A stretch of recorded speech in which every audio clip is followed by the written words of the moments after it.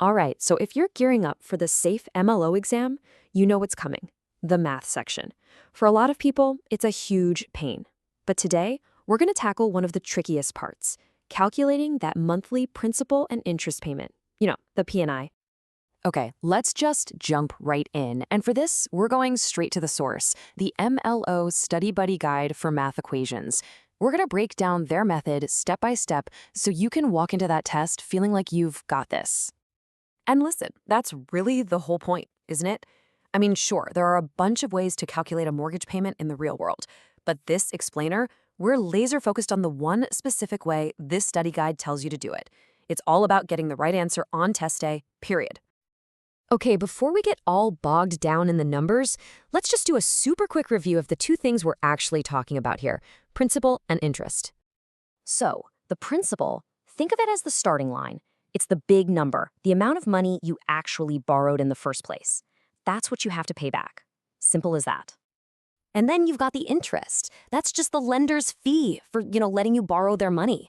It's the cost of the loan, and it's all based on that percentage rate. All right, so the groundwork is laid. Now, let's get to the main event, the real reason we're here, the exact calculation method that the MLO Study Buddy Guide says you have to know for the exam. And here it is. The guide breaks it down into this simple three-step process.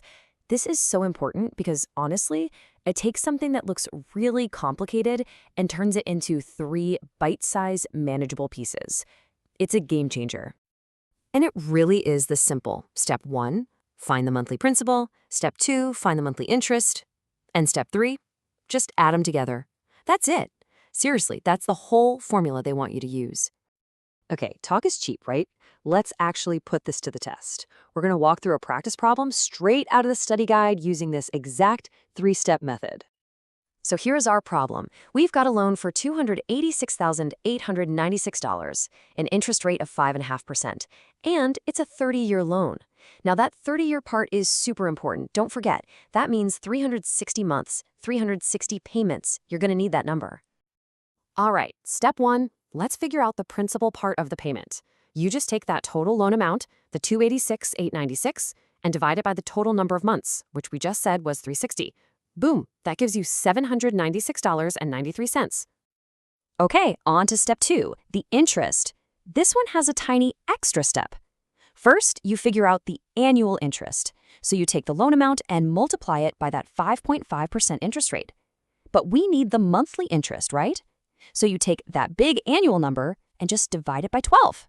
And that gets us $1,314.94.